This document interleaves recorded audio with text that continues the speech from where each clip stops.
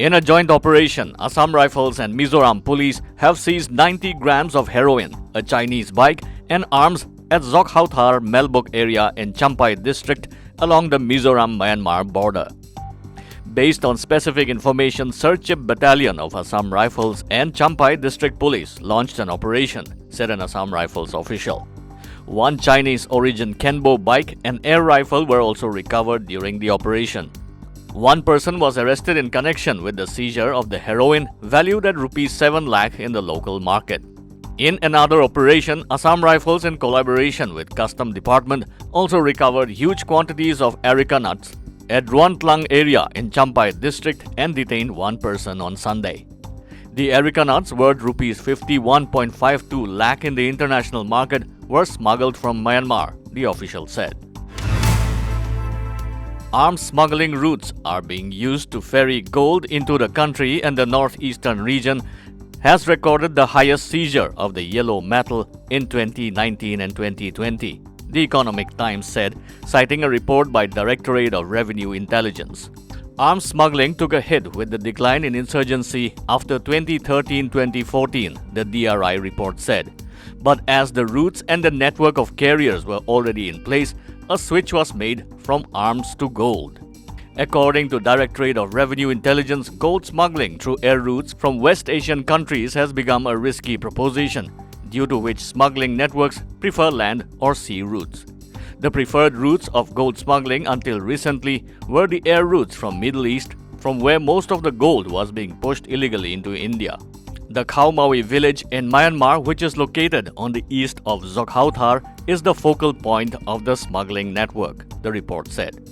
Citing data from World Gold Council, Directorate of Revenue Intelligence said 120 tons of gold were smuggled into India in 2019-2020. Nagaland Home Guards, Civil Defense and State Disaster Response Force observed its 58th Raising Day on December the 6th in Kohima and Dimapur. The Nagaland Home Guards organization was formally established on March 1, 1988.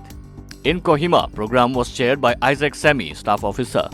DCG Medozale Pinyu mentioned about the history and formation of the Home Guards Department in the state and how it had evolved over the years. He highlighted the various activities of the department and acknowledged the selfless sacrifice and hard work of the SDRF personnel in the fight against COVID-19.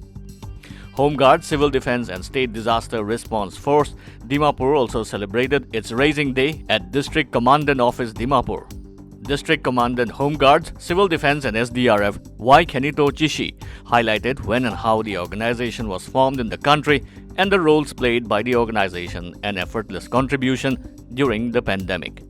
To mark the day, demonstration on sliding stretcher from leather, emergency method of rescue, and donning and doffing of PPE kits were displayed by the SDRF personnel. In order to reduce the impact of plastics on the environment and encourage public participation for a cleaner surrounding, Kiphire Town Council has decided to buy plastics every Saturday. According to a notification issued by the Additional Deputy Commissioner of Kiphire, the Kiphire Town Council will buy plastics every Saturday from 9 a.m. to 3 p.m. at Kiphire Town Council Solid Waste Management Site at Old NST in Kiphire. As per the notification, the plastics will be bought by the Kiphire Town Council at the rates fixed by the Town Council. Mineral water bottles will be bought at Rs 5 per kilogram.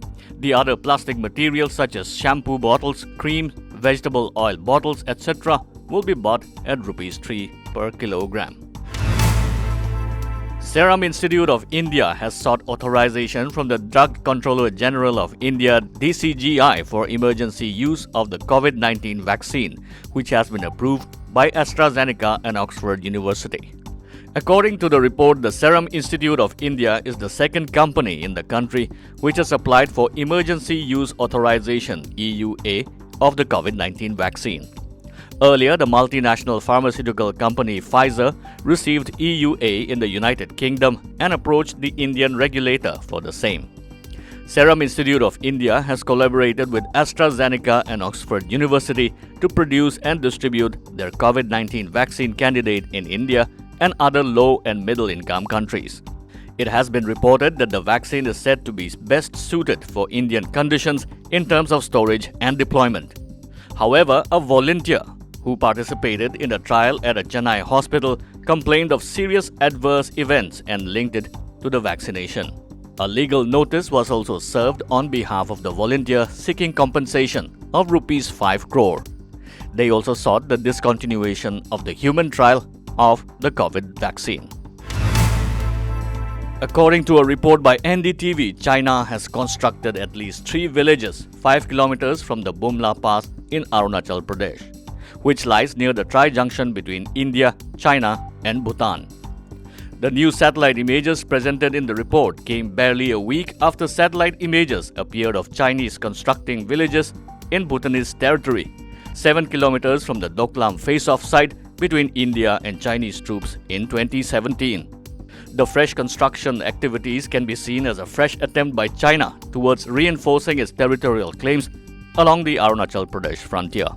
The images presented in the report show a single village having been constructed in the area by February 17, 2020. In the second image dated November 28, 2020, it shows the addition of 3 additional enclaves with at least 50 structures. Chinese maps show the entire Arunachal Pradesh as part of their territory and regarded as part of South Tibet region. With positive cases rising all across the nation, the COVID-19 status of northeastern states are